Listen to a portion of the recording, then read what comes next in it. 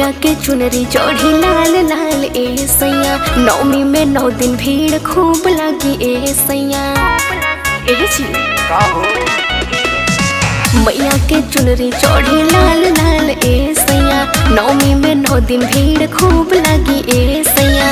मलिया से गजराया फुलवा मंगा के, मलिया से गजराया फुलवा मंगा के।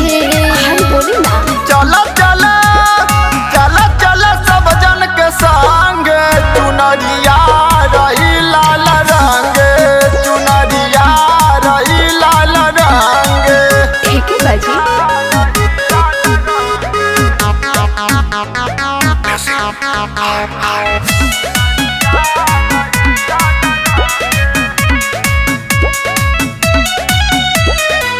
कस्तूरीपुर बनगढ़ में भीड़ लागल भारी, मैया के महिमा बस सबसे निराली।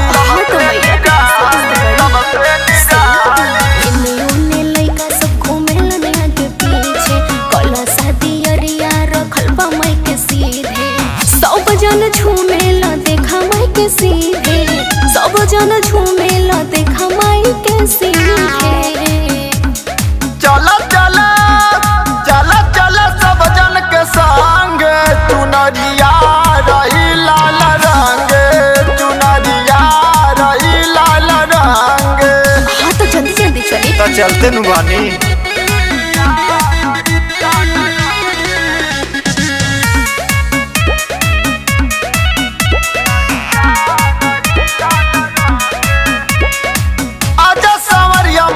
चुनरी चढ़ाई है सनी दुलरुआ माई के पचरा सुनाई है।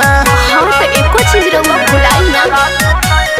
गाँव गाँव मैया के मूर्ति रखाई, मोर सूर्यावा से मूर्ति ले आई।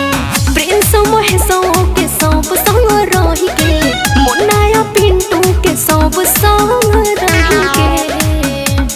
चला चला चला चला सब जन के संग, चुनरिया रही लाल रंग, चुनरिया रही लाल रंग।